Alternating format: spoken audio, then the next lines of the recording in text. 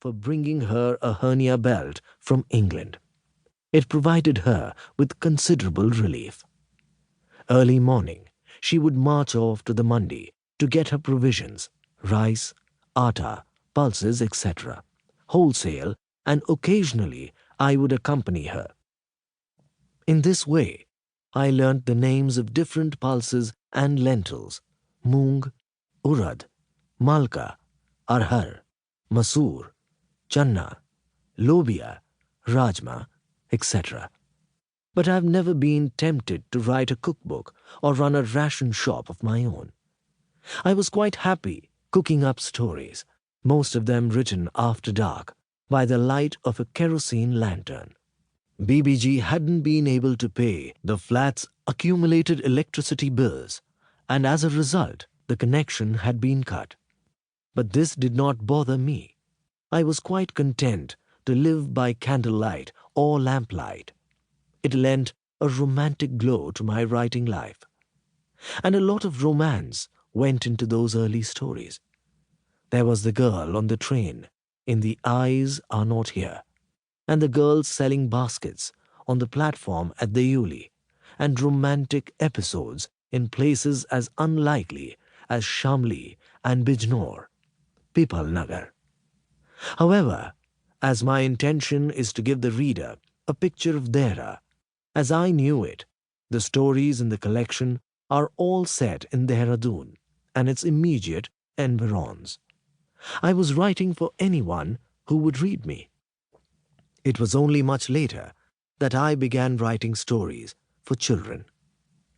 Some favorite places for my fictional milieu were the parade ground or Maidan, the Paltan Bazaar and its offshoots, the lichi gardens of Dalanwala, the tea gardens, the quiet upper reaches of the Rajpur Road, now transformed into shopping malls, the sal forests near Rajpur, the approach to Dehra by road or rail, and of course, the railway station, which is much the same as it used to be.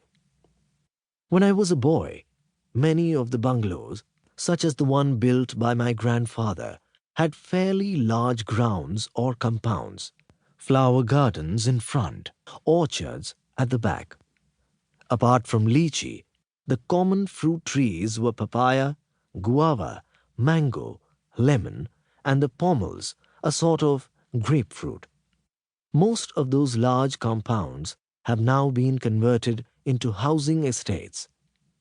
Dehra's population has gone from 50,000 in 1950 to over 7 lakhs at present. Not much room left for fruit trees. Some of these stories, such as A Handful of Nuts and Living Without Money, were written long after I had left Dehra, but I think the atmosphere of the place comes through quite strongly in them. When a writer looks back at a particular place or period in his life, he tries to capture the essence of the place and the experience. During the 2 years I freelanced from BBG's flat, 1956 to 58, I produced over 30 short stories, a couple of novellas, and numerous articles of an ephemeral nature. I managed to sell some of the stories to the BBC's home service program: The Thief, Night Train at Deoli, The Woman on Platform 8, The Kite Maker, others to the Elizabethan Illustrated Weekly of India, Sunday Statesman. Over the years, a few have been lost. In India, rupees 50 was the most you got for a short story or article, but you could live quite comfortably on 300 or 400 rupees a month, provided your mode of transport was limited to the bicycle. Only successful businessmen and doctors owned cars. My stepfather was an exception. He was an unsuccessful businessman who used a different car every month.